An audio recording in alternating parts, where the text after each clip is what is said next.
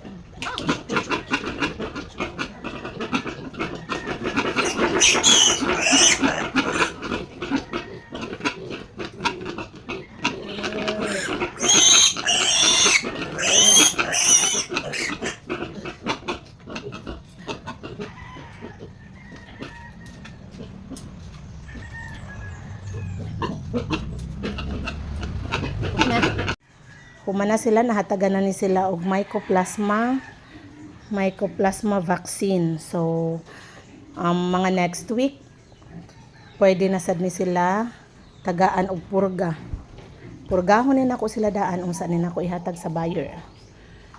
Ang buyer day ani si Kathleen Bulacan. So sold na ni sila.